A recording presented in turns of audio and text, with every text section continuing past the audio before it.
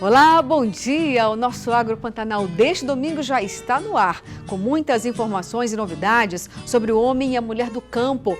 Hoje vamos dar continuidade à série de reportagens que trata de um tema muito importante para a economia de Mato Grosso e também do país. Eu estou falando da mineração. Já traremos para vocês a série Mineração, Desafios e Desenvolvimento.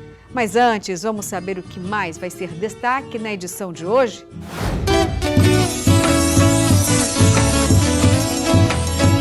O governo de Mato Grosso já executou 90% das obras da primeira etapa da zona de processamento de exportação, instalada lá em Cáceres.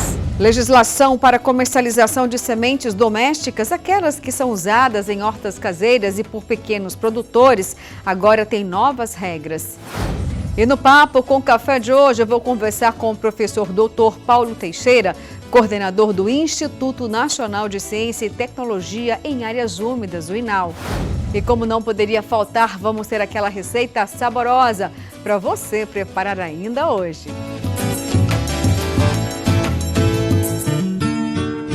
E vamos então à nossa primeira reportagem especial. Temos a segunda parte da série Mineração, Desafios e Desenvolvimento. Vamos conhecer as formas de uso do calcário. O mineral está presente na construção civil e também na produção de medicamentos. E também vamos conhecer a lei de autoria do deputado de Mato Grosso, Carlos Avalone, que permite a realocação de área de reserva legal já sancionada pelo governador Mauro Mendes. Lei que foi polêmica por aqui, mas já existe em outros estados há muitos anos. Confiram comigo. Os caminhos do calcário levam à prosperidade. Em cada jazida, a riqueza da natureza jorra. Se as desigualdades sociais ficam menores, é porque o emprego brota. A empresa com sede em Nobres coloca carro de som na rua em busca de operários. Conseguir mão de obra para o setor que emprega toda semana é desafio. A gente está vivendo, na realidade, um apagão de mão de obra. É difícil conseguir mão de obra hoje no mercado. Hoje a gente tem várias vagas em aberto e elas ficam aí em aberto um bom tempo para que a gente consiga captar aí outras pessoas para estar trabalhando com a gente, né? Hoje não tem desemprego em Nobres praticamente, tanto de operador como braçal. A gente tem dificuldade hoje para achar pessoas para trabalhar em Nobres. Isso aí é um termômetro muito positivo. E eu tenho até conversado com certos proprietários de indústrias que estão hoje se batendo até para achar funcionários para dar continuidade e para atender essa demanda tão maior que está acontecendo. Você tem o poder de contribuir para o combate de questões sociais e transformar vidas? O mesmo acontece onde a matéria-prima chega. A versatilidade do calcário impressiona. Na construção civil, está presente em cada metro quadrado, em tintas, em cimento, em cal. O calcário, principal matéria-prima da fabricação do cimento, é extraído da jazida a céu aberto. Após a extração, o calcário vai para a britagem, etapa que reduz as dimensões adequadas ao procedimento industrial. A composição do calcário é o que dita a sua utilidade. São 3 tipos. O dolomítico é o mais usado em Mato Grosso, com 75% das comercializações. Tem maior teor de magnésio e menor teor de cálcio. Os outros 2 tipos de calcário são o calcítico e o magnesiano, com proporções diferentes na composição entre magnésio e cálcio. O calcário tem relação direta com a produtividade de alimentos.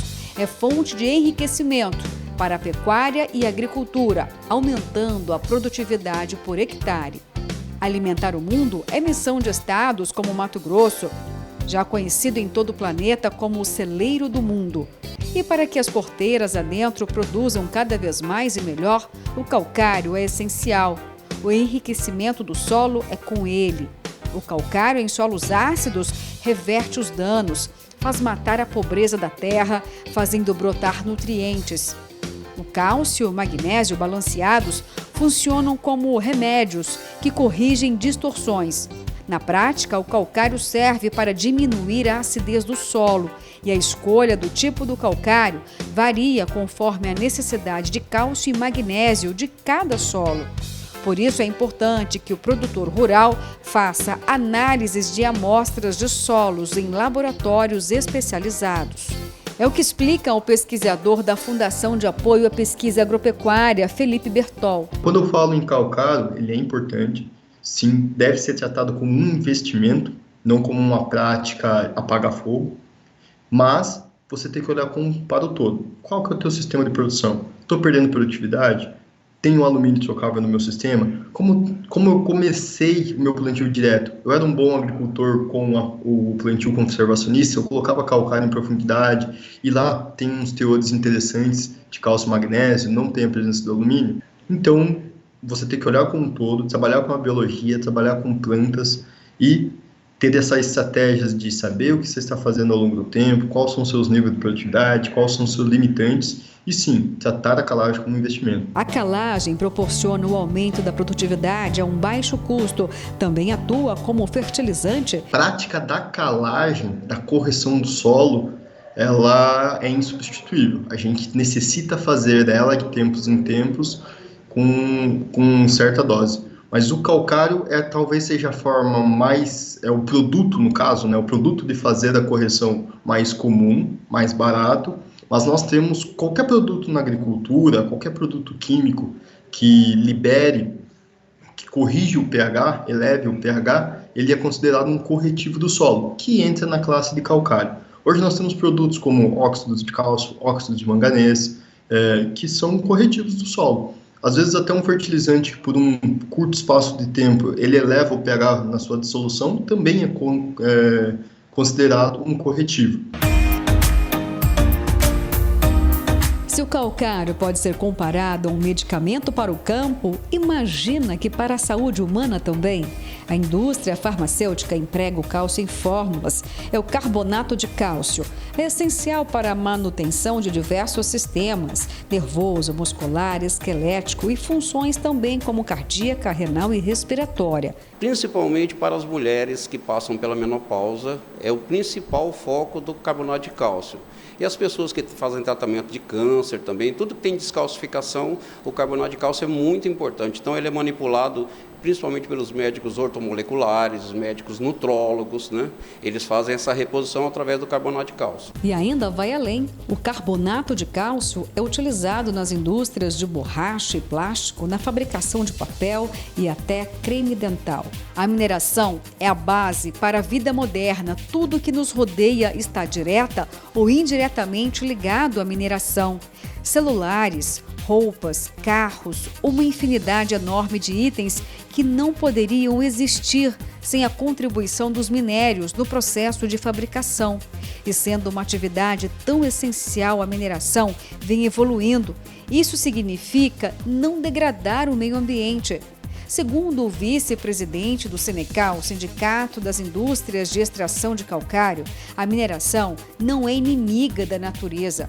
Ela toma seus cuidados para não causar grandes impactos locais, mas principalmente ela propicia a melhor utilização dos recursos naturais.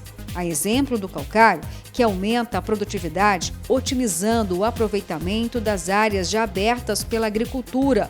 A atividade mineral respeita a legislação e é monitorada de perto pelos órgãos ambientais. Principalmente a indústria de calcário é extremamente benéfica ao meio ambiente, pois com a utilização de calcário na agricultura se aumenta a produtividade nas lavouras. Com isso diminui a necessidade de abertura de novas áreas. E se pegar por base, que é a nível de estado, no Mato Grosso nós temos, somando todas as indústrias de calcário, que são quase 40 indústrias de calcário, elas ocupam hoje 800 hectares de terra, áreas abertas, né, de pedreira. E isso equivale a uma pequena fazenda. Então, assim, são 800 hectares que beneficiam mais de 30 milhões de hectares no Mato Grosso, entre lavoura e pecuária. A mineração precisa sobreviver e quer ser mais sustentável. E encontrou uma fórmula chamada de realocação diária de reserva legal. O que seria, na prática, essa proposta? Uma área de reserva legal, onde vai ser compensado para poder utilizar o minério, que é uma área de 10 hectares. O minerador teria que adquirir uma nova área no mesmo bioma, com 5% maior do que a área que vai ser compensada, e além disso, essa mesma área ela precisa ter a sua própria área de reserva legal. Então, para você poder explorar 10 hectares, ter uma nova área em torno de 16 hectares para poder compensar essa mesma área onde vai ser licenciada para a exploração do minério. O setor se reuniu em torno de ações semelhantes em estados como Goiás, que já tem em sua legislação a realocação. Na prática, permite explorar mais de uma mesma área. Em contrapartida, faz compensação ambiental. A proposta foi meticulosamente analisada e estudada pelo presidente da Comissão de Meio Ambiente da Assembleia Legislativa, o deputado Carlos Avalone. O parlamentar foi provocado pelo segmento. Eu recebi aqui, na Assembleia Legislativa, uma delegação da Federação das Indústrias, da FIENTE, liderada pelo Sindicato das Indústrias de Calcário, e que eles estavam preocupados com a exploração do calcário, principalmente na região de Nobres, onde nós temos diversas indústrias de calcário, e que com a troca da área da reserva legal, né, a gente poderia manter os empregos, manter a área produzindo. Ela é importante para o Estado, é importante para a produção do agronegócio. E como não havia nenhuma perda ambiental, nós fomos estudar o assunto, eu entendi que havia até um ganho, porque a gente vai dar uma área maior de preservação dentro do mesmo bioma. Então, nós demos início ao texto. Após estudos técnicos e visitas em loco, o parlamentar passou a defender a realocação como um instrumento ambientalmente correto e conseguiu aprovação no Parlamento Estadual da Lei Complementar número 717, a PLC 58 de 2020. Que permite a exploração mineral em áreas de reserva legal mediante compensação. Foi taxativo ao afirmar que o PLC não é uma mudança no Código Florestal, é apenas a regulamentação que o Estado de Mato Grosso está fazendo em áreas de reserva legal. Assim como ocorre já em Minas Gerais com a Lei Estadual 20.922, de fevereiro de 2013. Goiás com a Lei de 18.104, de julho de 2013. E Rondônia com a Lei 3.925, de outubro de 2016. Eu só propus essa lei e conduzi a aprovação dela porque eu tenho convicção de que a lei é um avanço na questão ambiental. Não é exploração mineral em área de reserva legal. Muito pelo contrário. É uma troca da área de reserva legal para ter um aumento de área, para manter os empregos, mas manter a preservação. Mas o Ministério Público Federal e o Ministério Público Estadual indicaram que devem questionar o texto na Justiça. Para os membros do MP, o texto seria um estímulo ao desmatamento e à degradação ambiental. O parecer foi contestado por esta advogada especialista em direito ambiental. O MP vem dizendo que isso não acontece, que é ilegal, e a gente vem provando a legalidade. Porque o MP alega que o Código Florestal não permite essa atividade. E, na verdade, ele não proíbe, não existe uma proibição. E se não existe uma proibição, existe uma possibilidade. E o Estado de Mato Grosso ele não está legislando sobre mineração. O Estado de Mato Grosso está legislando sobre licenciamento ambiental, abrindo uma excepcionalidade porque eu tenho um minério que não tem condições de ser realocado. Então, eu realoco a minha área de reserva legal, garantindo a conservação, a manutenção no mesmo bioma, na mesma qualidade ambiental e, ao mesmo tempo, eu deixo o Estado desenvolver na sua riqueza, que são os minérios.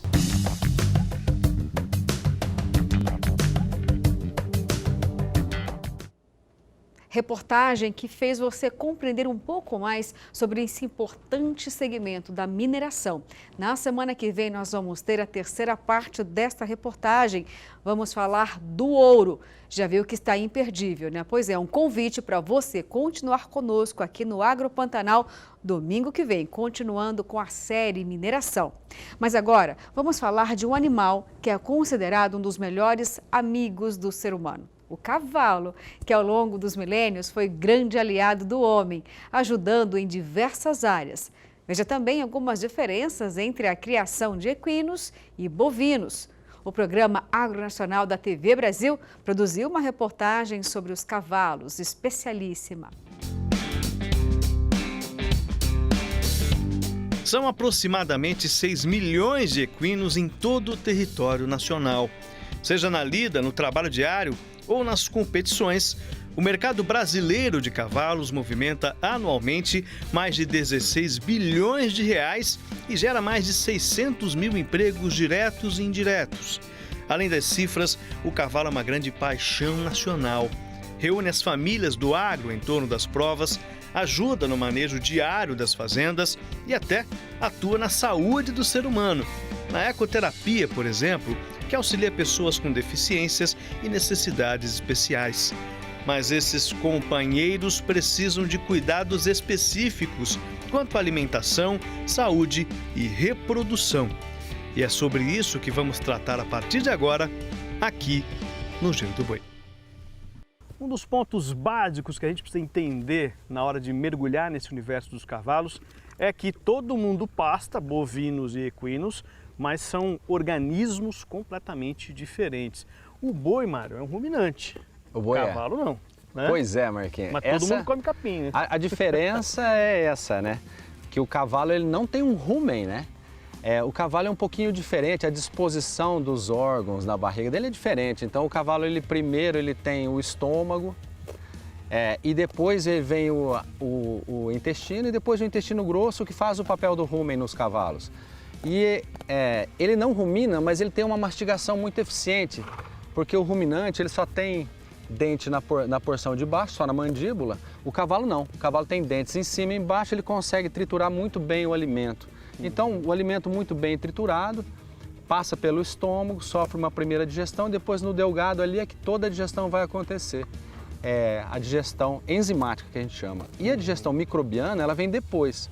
No ruminante, é o contrário. Primeiro vem a digestão microbiana, nisso ele vai ruminando, ele vai mastigando, salivando, misturando com a saliva, voltando para o rumen. Depois acontece a digestão enzimática, né? Então ela é invertida. Agora o cavalo é um excelente conversor de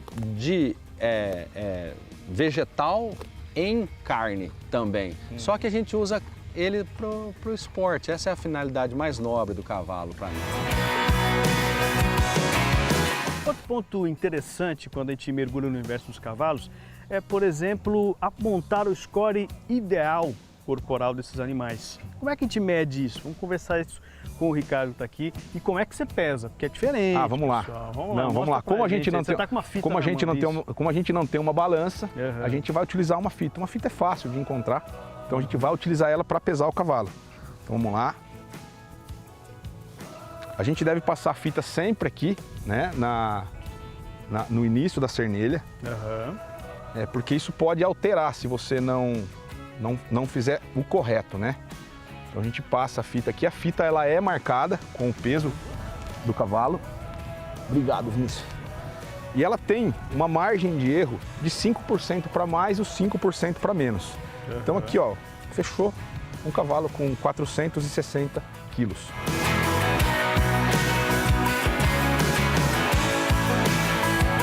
Então, por exemplo, existem materiais que os cavalos eles são tóxicos para os cavalos e que, por exemplo, eles aumentam a eficiência alimentar dos ruminantes. Por exemplo, a monenzina.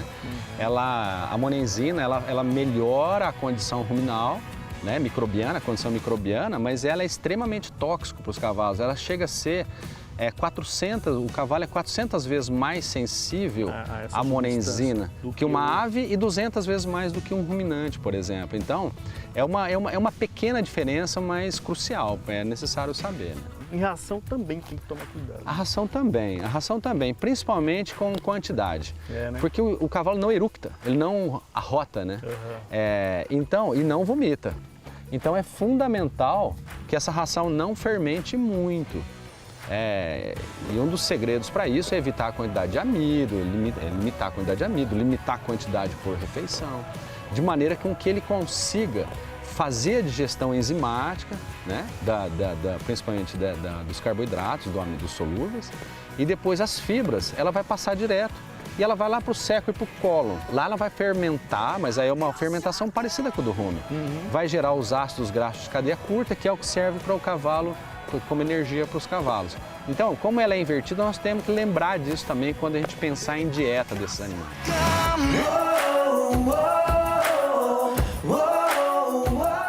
E agora o nosso agro vai para o primeiro intervalo, mas não sai daí, eu volto com muito mais, está imperdível.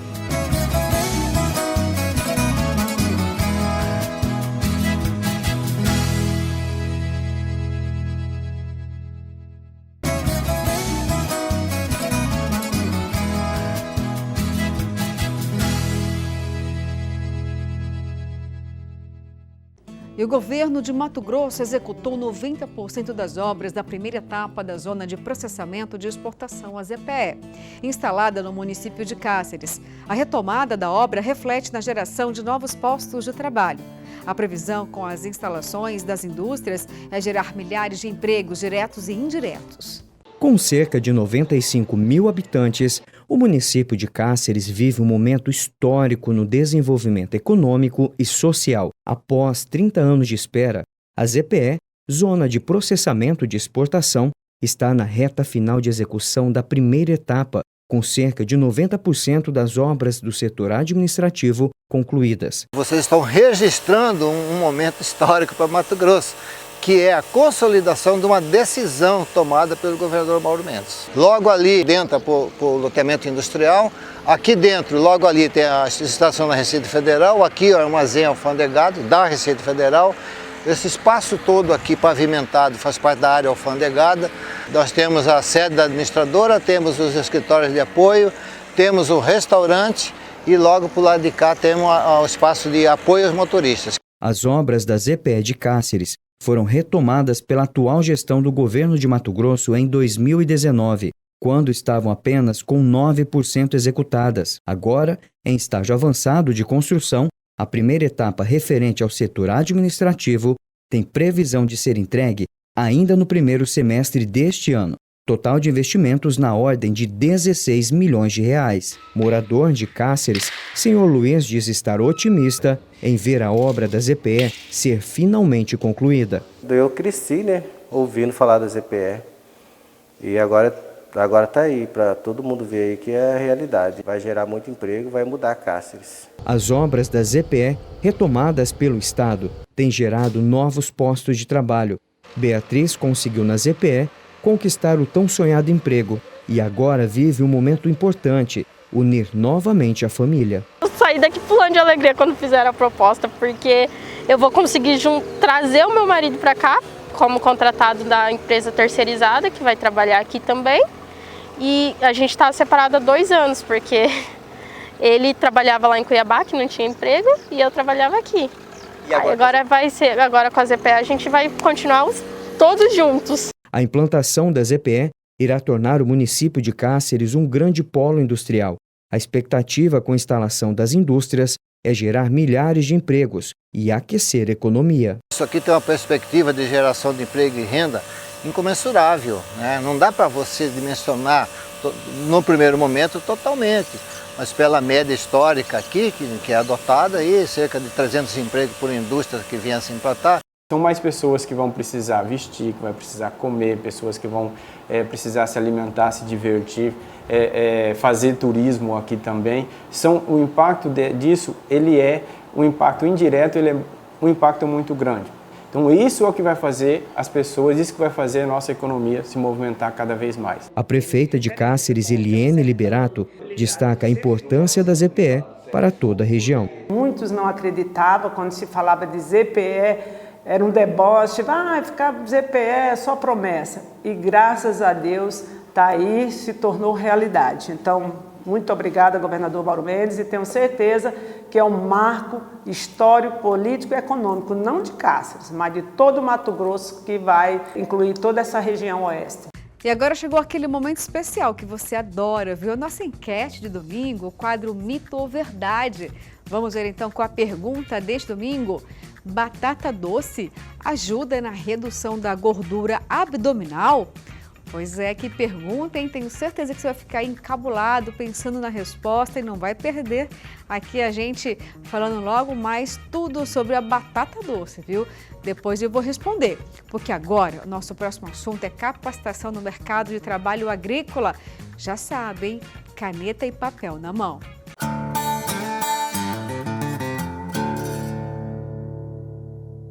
O Sistema FAMAT e os sindicatos rurais oferecem os seguintes cursos. Em Lucas do Rio Verde, a operação de colheitadeira de grãos começa dia 13 de fevereiro e vai até o dia 15. Informações pelo 6535490659.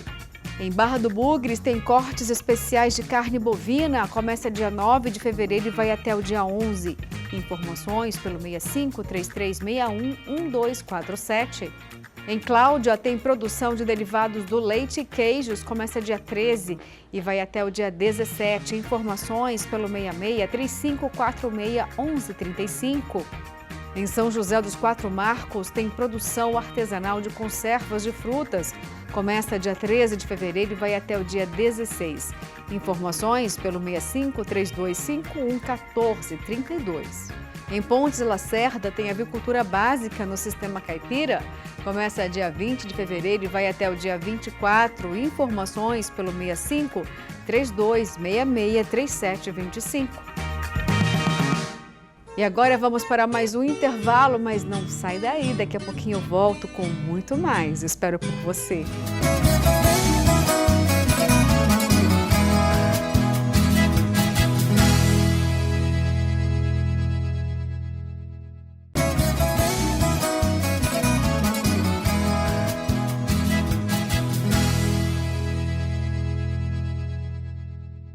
O governo do estado alterou a legislação para a comercialização de sementes domésticas, aquelas que são usadas em hortas caseiras e por pequenos produtores. Confiram comigo. As sementes de até 10 gramas são comercializadas assim, nestas pequenas embalagens. Em geral, ficam à vista do freguês e desperta interesse não apenas de pequenos produtores, mas de qualquer um que deseja ter flores e até condimentos em pequenos vasos, por exemplo. Em Mato Grosso, a procura por sementes é grande. Nesta loja em Cuiabá, difícil é passar um dia sem vender um pacotinho como este. A procura é muito grande, principalmente de hortaliças, as mais corriqueiras que o pessoal usa no dia a dia de casa, né? Quem compra é o pequeno produtor, é o grande produtor, são as pessoas que moram até mesmo em apartamentos? Isso, são os pequenos produtores, as pessoas que têm uma hortinha pequena em casa. Ao todo, 1.550 estabelecimentos comercializam estas sementes e poderiam ser mais. É que para ter nas lojas, elas precisam pagar a cada 3 anos uma taxa no valor de R$ 1.250. É o registro necessário. Só que para estas lojas especializadas, que ficam em regiões distantes do estado, a procura por sementes em pequenas quantidades é pouca e não compensa aos lojistas pagarem essa taxa. Mas agora a regra mudou. A legislação foi alterada desde o dia 10 de janeiro e trouxe mais facilidades aos comerciantes de produtos agropecuários. Antes os registros eles eram de 3 anos e eles passam a ser de 5 anos. Então é uma economia para o setor das grandes, né, daquelas que comercializam grandes quantidades, e uma economia muito maior para o pequeno, aquele que comercializa de envelope. Por quê? Impacta diretamente no seu registro. O registro, querendo ou não, ele é uma oneração que tem ali para o comerciante poder fazer esse comércio desse material. Agora, vendo embalagens de até 10 gramas de sementes, fica o estabelecimento desobrigado dos registros na Junta Comercial de Mato Grosso e também no Instituto de Defesa Agropecuária do Estado e no Registro Nacional de Sementes e Mudas, o Renascem. Essa alteração era uma demanda do próprio setor de produção de sementes de uso doméstico, né, dos próprios comerciantes também e, lógico, dos pequenos produtores que tinham aquela dificuldade de encontrar essa semente no seu município, na sua comunidade, na vila onde eles residem. São muitas opções de sementes e elas ficam assim, olha, bem à disposição do público. São flores, tem também aqui legumes, hortaliças e olha só, não são apenas para produtores rurais, todo mundo pode ter um vasinho aí no apartamento ou na casa e plantar, quem sabe, até condimentos. Vai ter mais facilidade, porque algumas lojas deixavam de vender esse produto justamente por conta de ser oneroso o registro do estabelecimento. Agora, pode ficar mais à disposição de quem deseja ter sementes em casa. A gente tinha um trabalho anual e a cada 2 anos tinha que dar uma saída geral e tinha um imposto delas, né? Hoje não tem mais. Mais facilidade. Sim, ficou mais fácil. Isso não isenta da fiscalização, é bom a gente lembrar isso, né? Então a gente está isentando o registro, porém a fiscalização da qualidade desse material, da questão também da validade, da forma como está exposto, o INDEA vai continuar acompanhando. A Associação dos Produtores de Soja e Milho de Mato Grosso, a ProSoja, realizou a visita técnica no Centro Tecnológico Parecis. O encontro foi realizado em Campo Novo do Parecis, região oeste de Mato Grosso. Na ocasião, estiveram reunidos produtores rurais, além de agrônomos e também consultores da região, para apresentar os resultados das pesquisas voltadas à cultura da soja. Vamos conferir então?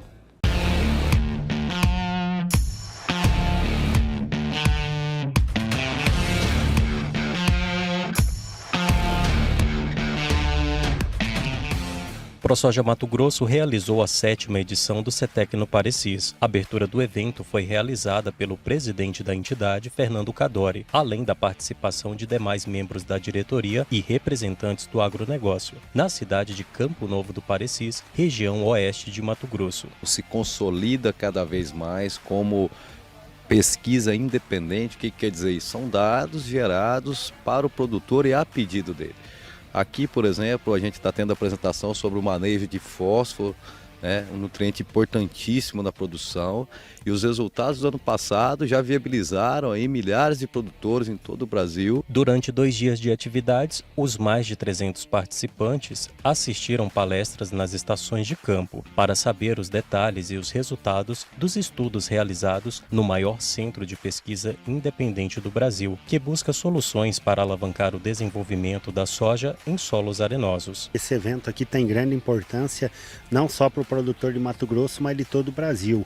Nós temos aqui a pesquisa em solos arenosos, isso vai desde adubação como manejo de cobertura, aonde que a gente busca, acima de tudo, não só a produtividade nessas áreas, mas a sustentabilidade econômica, ou seja, uma maneira que o produtor possa produzir e lucrar em cima de solos arenosos. Nós somos, o maior centro de pesquisa independente do Brasil.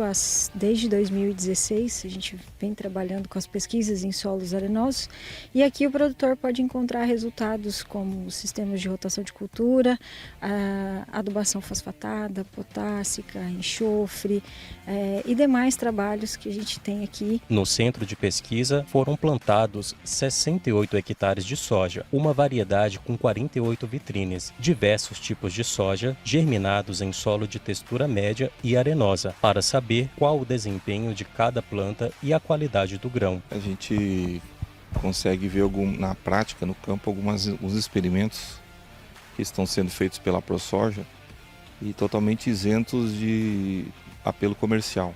Por isso que é importante, por isso que a gente dá credibilidade para a gente vir participar desse evento. Mais uma vez a ProSoja investe todo o seu recurso em prol dos produtores através da pesquisa, que a gente sabe que a pesquisa é o que possibilitou o agronegócio, a soja, o milho, o algodão, todas as culturas a se instalarem nesses solos que uma vez eram inóspitos, que é o Mato Grosso e hoje é o celeiro do mundo. O dia de campo realizado no CETEC no Parecis é uma fonte confiável de conhecimento para o produtor rural, que consegue encontrar respostas sobre diversas irregularidades na cadeia produtiva de grãos. Eu trouxe uma produtora do Sapezal e eles estão tentando uma adubação alternativa e não está dando essa resposta que eles esperavam. E bem aqui pertinho nesse campo aqui, nós notamos uma anomalia muito grande por deficiência de potássio, e ela encontrou essa resposta hoje. Então, assim, realmente fica nítida a necessidade da importância que nós devemos dar para essa vitrine. Outro importante resultado apresentado no CETEC no Parecis foram as entregas de circulares técnicas, mini revistas com dados e resultados das pesquisas realizadas ao longo de 7 anos. As circulares técnicas, na verdade, são os resultados que nós obtivemos ao longo desses 6 anos. Então, todos os protocolos que hoje estão sendo apresentados aqui, eles dispõem de materiais, né, impressos com informações técnicas, e o produtor pode levar esses resultados para casa, né, pode baixar também, vai ser disponibilizado pelo site da ProSoja, e o produtor pode ter esses resultados em mãos. Então, além dele vir aqui e observar o protocolo, né, o experimento a campo, ele pode depois ter esses resultados em mãos e de alguma forma aplicar na sua propriedade.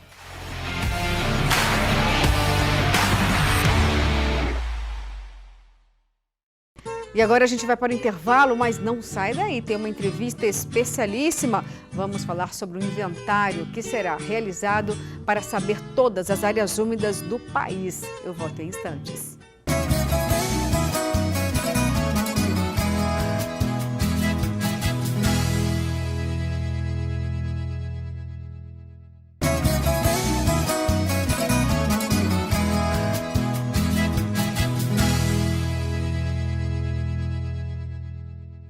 E no Papo com o Café de hoje, eu vou conversar com o professor doutor Paulo Teixeira, que é coordenador do Instituto Nacional de Ciência e Tecnologia em Áreas Úmidas. Entre os assuntos que eu vou falar com ele estão o Estatuto do Pantanal, até hoje não aprovado pelo Congresso Nacional. O Dia Mundial de Áreas Úmidas também, que foi celebrado nesta semana, e muitos outros assuntos, o que inclui até a instalação de hidrelétricas ao entorno do Pantanal e suas possíveis consequências, caso isso aconteça. Muitos assuntos, né? Tudo isso agora no nosso quadro Papo com Café.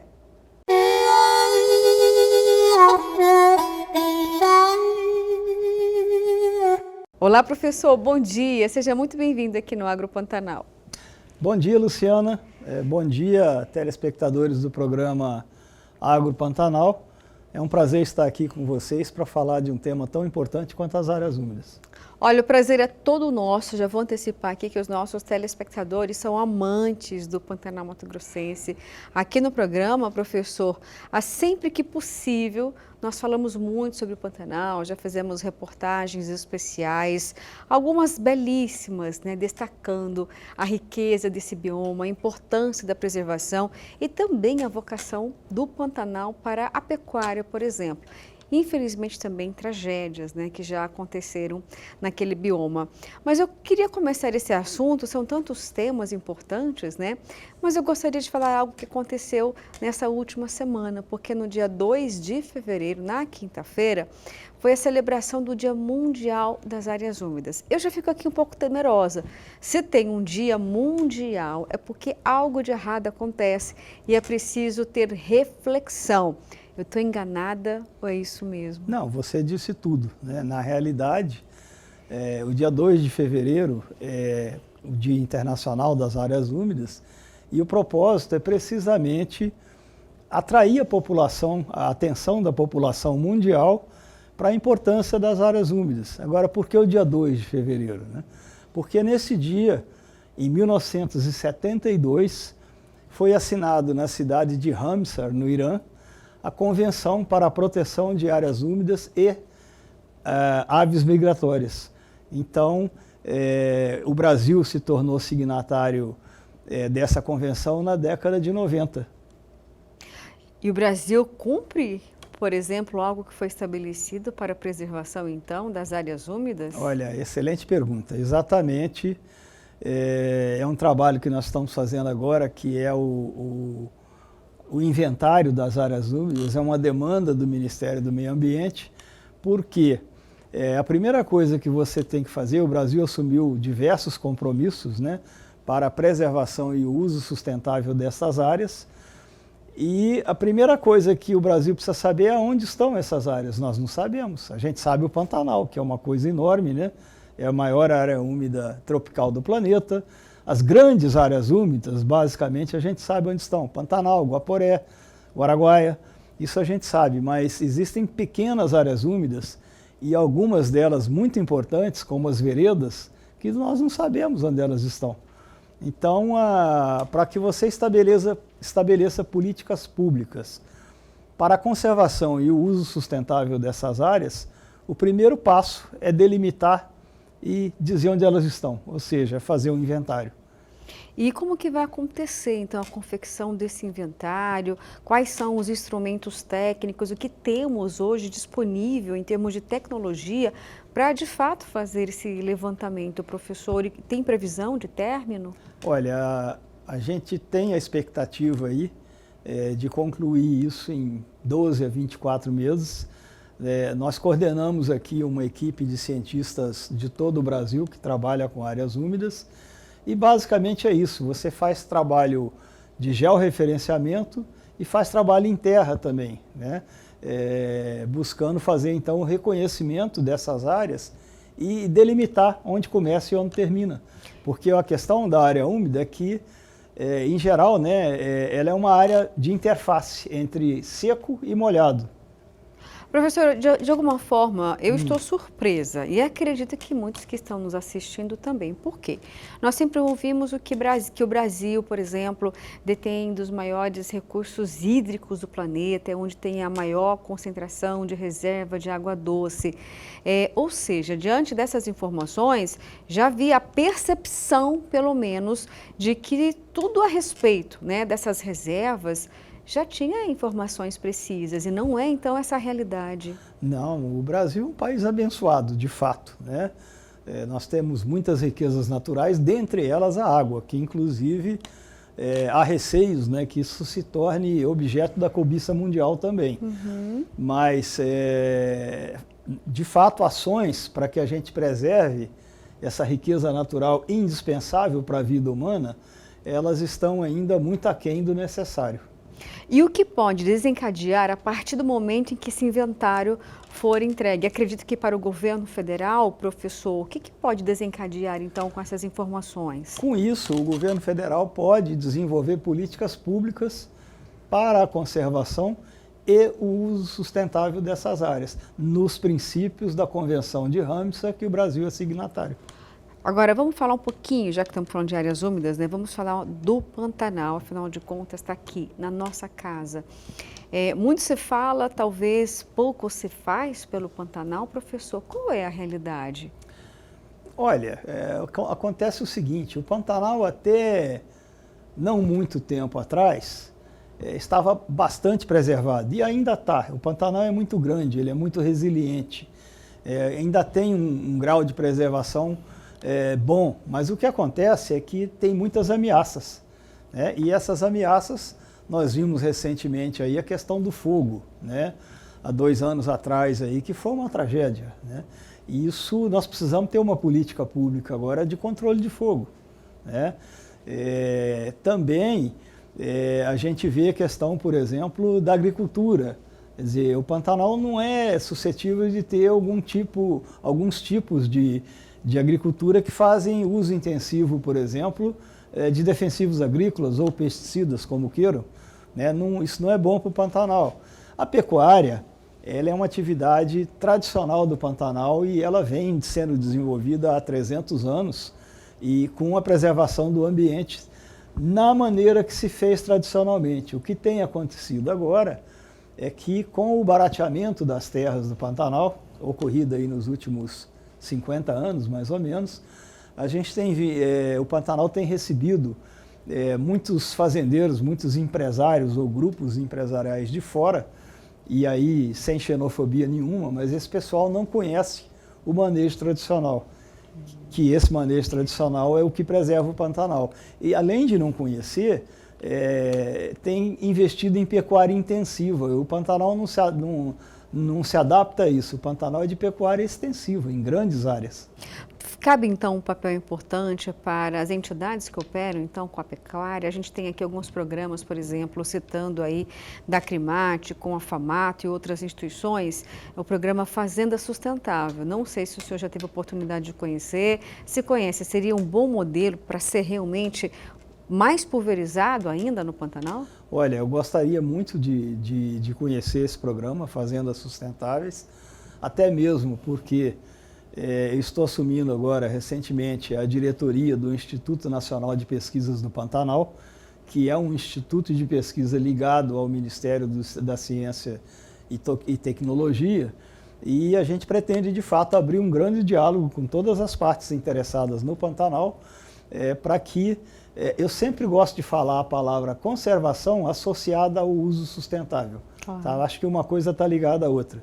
Mas, para isso, é necessário conversar, ouvir as partes envolvidas e, como eu sempre digo, né, através da associação do conhecimento tradicional ao conhecimento científico, nós podemos atingir os melhores resultados. Professor, foi debatido muito tempo na Assembleia Legislativa, alguns deputados celebraram uma vitória de impedir o avanço de hidrelétricas ou pequenas centrais hidrelétricas, as PCHs, que são intituladas como sendo de baixo impacto ambiental. E havia a perspectiva de instalação dessas plantas, né, ao longo do rio Cuiabá, chegando também à bacia do Pantanal. Como que o senhor olha para esses possíveis projetos? Olha, Luciana, a primeira coisa é realmente as PCHs são mesmo de baixo impacto, tá? Isso é inegável. O problema não é esse. O problema é você implantar 14, 20, 30 PCHs ao longo de um rio. Aí você acaba com o rio. E as áreas úmidas, notadamente o Pantanal, qualquer ação que você faça que altere ou impeça o fluxo das águas, por exemplo, drenagem, nem pensar. Eu vou te dar um exemplo de problema que houve com drenagem, que é lá nos Estados Unidos, no Everglades. Na década de 40, a especulação imobiliária entrou no Everglades, chamaram o Corpo de Engenheiros do Exército Americano para resolver o problema, porque dava muito inseto, porque não sei o quê. Eles drenaram as águas ali dos Everglades. O que começou a ocorrer nos anos 80 em Miami? As pessoas abriam a torneira e saía água salgada. Por quê? Quando drenaram a água para o mar, a pressão hidrostática no lençol freático reduziu e a água do mar entrou no lençol freático. Então, o governo americano teve um prejuízo bilionário para tentar fazer essa restauração. E aí eu puxo outro gancho, né? Que a gente falou agora do inventário das áreas úmidas. Vários países do mundo, não vou dizer o mundo inteiro, né, porque eu não tenho esse conhecimento, mas vários países do mundo, os mais avançados pelo menos, se fala hoje, a palavra é restauração das áreas úmidas. Hoje muitos países, a exemplo agora dos Estados Unidos, estão trabalhando para restaurar suas áreas úmidas. E nós nem sabemos aonde as nossas estão. Pois é. Então você vê que a gente está um pouco atrasado nisso. E quando o senhor fala, então, restaurar, não inclui PCHs? Restaurar é aquela área que já está danificada, né? E você vai ver como é que você faz para recuperá-la. Né? E como eu disse, não só PCHs, né? Mas, por exemplo, a tão propalada hidrovia Paraná-Paraguai. Quer dizer, ali, se você retifica o rio ou altera a velocidade da água ali, você já altera o sistema todo também. Professor, nesse inventário, por exemplo, além de fazer o mapeamento, então, da localização dessas áreas úmidas, vocês vão poder ter a liberdade, a autoridade de também fazer manifestações de instalações não possíveis que poderiam agredir ou trazer prejuízo ou não? É apenas o levantamento mesmo das áreas? É o levantamento das áreas. O nosso papel é levar a informação às autoridades. E aí cabe a classe política, ouvida a população, decidir o que vai fazer com essas informações. Como foi essa escolha para o INAL fazer esse levantamento, fazer o inventário? Foi uma demanda do Ministério do Meio Ambiente, porque o INAL já vem trabalhando com essa temática de áreas úmidas há algum tempo, inclusive lideramos uma equipe de cientistas brasileiros aí também, para formular uma definição nacional do que são as áreas úmidas, porque nem isso nós tínhamos até 2014. Né? Essa definição foi formulada em 2014 e no mesmo ano, se não me falha a memória, foi recomendada pelo CONAMA, pelo Conselho Nacional do Meio Ambiente. Então hoje nós temos uma definição oficial do que são as áreas úmidas. A partir dessa definição, se fala em inventário. O custo é do governo federal? O custo é do governo federal, em parceria com o INAL, que é financiado pelo governo federal também. O INAL é financiado pelo CNPq, né? Uhum. Então, por exemplo, ninguém está pagando o trabalho nosso. Nosso trabalho é pago pela universidade. Nós não estamos ganhando extra por causa disso. Certo? Ninguém está ganhando uma consultoria para fazer isso. Então, isso já é uma contrapartida, né? Tem uma série de equipamentos também que os nossos laboratórios já possuem. Não vai precisar comprar. Baixo custo, professor, o senhor diria? Tem já um recurso definido? Sim. Pelo menos para começar o trabalho, né? Quanto que o governo está investindo? Porque é um investimento, professor. Está investindo quanto nisso? Eu não tenho como te falar isso ainda, porque essa é uma demanda recente e agora com troca de governo a coisa ainda está meia, mas nós já iniciamos o trabalho com o que nós já temos.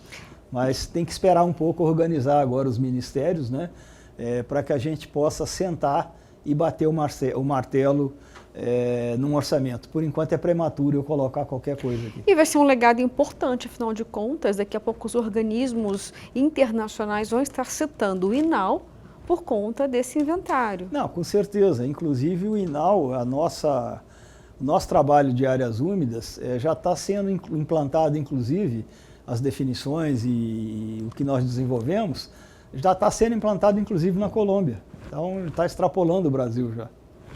Professor, agradeço muito a sua entrevista aqui no Agro Pantanal. Quero reforçar que estamos sempre abertos para falar do Pantanal e, claro, principalmente os desdobramentos. Quando finalizar, então, esse inventário, faço questão que, em primeira mão, o senhor tenha todo o espaço aqui no nosso programa para falar a respeito. Eu agradeço e, antes de terminar, então, eu gostaria novamente de destacar, né, o início de funcionamento do Instituto Nacional de Pesquisas do Pantanal, que é uma luta que já tem 20 anos, mas que nos últimos anos, 4, 5 anos, nós tivemos o apoio decisivo do senador do senador Wellington Fagundes. O Blário Maggi foi o primeiro a propor uma legislação para o Pantanal, com o PLS 9790 de 2012, né? E agora, mais recentemente, o senador Wellington Fagundes assumiu o Estatuto do Pantanal e também teve uma participação decisiva para a implantação do Instituto Nacional de Pesquisa do Pantanal. Ok, professor, muito obrigada. Ok. Bom, agora chegou aquele momento tentador, aquela receita para você fazer igualzinho aí na sua casa ou na fazenda. Sabores do Cerrado.